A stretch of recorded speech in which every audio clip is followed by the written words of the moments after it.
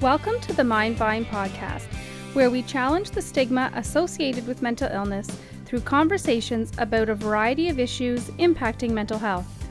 Here we bring you news, views, and interviews that intrigue, educate, and celebrate recovery. Leading us on this journey are the hosts of the Mind Vine podcast, Darryl Mathers and Chris Bovey. So welcome to the Mind Vine podcast. We're again on location here in Ottawa as part of the CAMI Champions of Mental Health Award. And my name's Darryl Mathers. My co-host Chris Bovey is sitting this one out. He's out somewhere mingling in the crowd, probably avoiding the sunlight that's bearing down on us. But I'm pleased to have Linda Corkum from the Nova Scotia Trucking Safety Association. So first of all, welcome, Linda. Thank you very much. It's an honor to be here. It's at first glance, you'd see Nova Scotia Trucking Safety Association. Why are they at a Mental Health Champions dinner?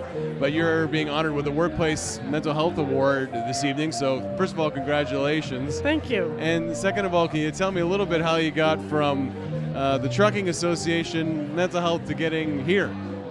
Well, we are an occupational health and safety organization, and we represent the trucking industry in Nova Scotia. So part of what we do is we help companies reduce the impact of workplace injuries. And we have done a considerable job. Over the last 5 years, we've reduced the injuries considerably, but what we've noticed is the durations of the injuries, the time that people are off, is longer than previous. So when we looked into the information and we met with the companies, we met with the workers, we said, let's look at what happened when that injury took place. What happened when that guy broke his leg? And when we looked into it, there was trauma involved as well. So what was happening is he was being treated for the physical injury, not the psychological. So because he couldn't go back in that truck was not because the leg had now healed, it's because of what he saw when that incident took place, and that he wasn't treated for that. So then we looked at other claims or incidents where they were off for longer periods of time than what the reasonable recovery time was. And in every one of those cases, there's a psychological impact of that injury that nobody was treating. And in many cases, it was coworkers who noticed a change in the behavior. The wife would call the manager and say, I don't know what happened when he was on the road, but he's not the same person since he's come home. So then that's how we said we need to help our industry. So we have to educate them. And one of the programs we developed or we put in place was the Working Mind, the Mental Health Commission of Canada. So we had representatives from the Mental Health Commission of Canada come to our organization last May 2017, and we took the Train the Trainer course. So we have 9 facilitators in the trucking industry that can put on the Mental Health Commission training for supervisors, which helps the supervisors identify and look for patterns in behavior, as well as some techniques on how to help yourself when you identify you're not healthy anymore. And then there's a session on the workers' sessions where they can help do things when they're on the road, because when they're on the road they don't have access to help. And there's a crisis going on at home, they can't deal with it because they're in another country, for example. So we implemented the program probably a year ago, and I have to say every day since then we have at least one phone call of somebody wanting to tell their story. So is it working? Yes. It's a slow process, and I understand that. But over the last 3 months, I'm going to say we've been delivering this program to workplaces, and the supervisors take the one-day program, and the workers take a half-day course. And the minute they go back to work, the supervisor notices a change in their behavior. When I think of workplace mental health, and maybe this is a very stereotypical view, but when I think of the trucking industry, I see kind of a tough fit maybe, just the way things have been for years in that industry. Has it been tough to bring mental health into into that industry and make it a priority and get buy-in from people? It has. As a matter of fact, we have a board of directors. We're a nonprofit organization.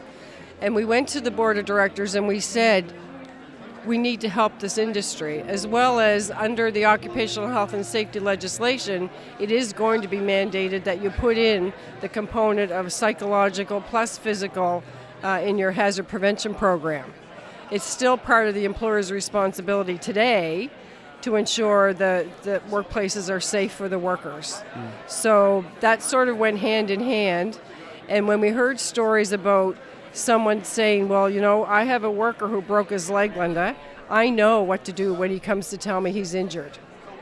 But when I found out one of my workers was off 2 weeks ago, and the reason why was because he attempted suicide, he said, I had no idea, and I don't know how to handle that. Has there been as you've kind of adopted the standard into your workplace and provided education, has there been an increased level of empathy maybe for when things go maybe unexplained? Like for your example, the example you gave, you have a broken leg, that's only part of the injury.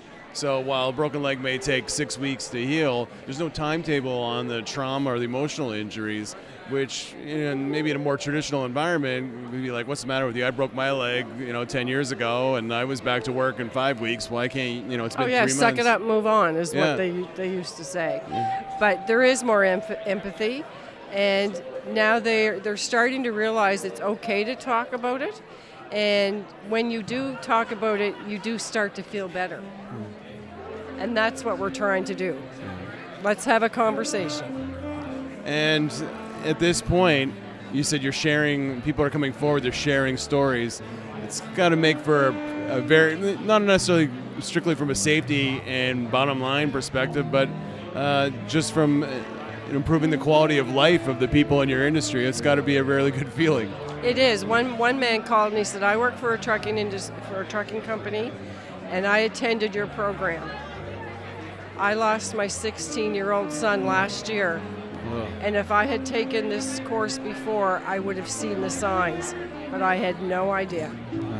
So, I mean, for you, it's really close to home, this whole program. That's what we're trying to avoid by educating them. Yeah.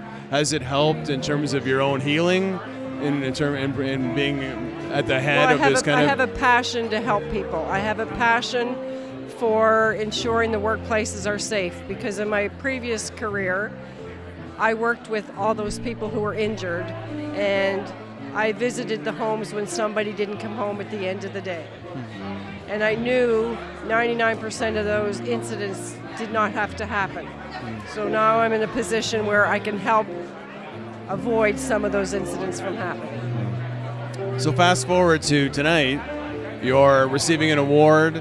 It's a pretty nice night, pretty great cause, lots of great partners. What's it mean to you to be here and be the center of attention for at least a few moments? Yeah, this blows me away. I've been with the Nova Scotia Trucking Safety Association for 11 years, and every year we recognize safety champions in our industry. So 2 weeks ago, I stood at a podium and I gave out 12 awards to safety champions, and I've been doing that for 11 years. And to be here tonight, I'm getting an award. It's quite moving, and I am very flattered. Well, we appreciate everything you do and for taking the time to be on the podcast. It's great to meet you, and thank you very much. Keep up the great work. Thank you.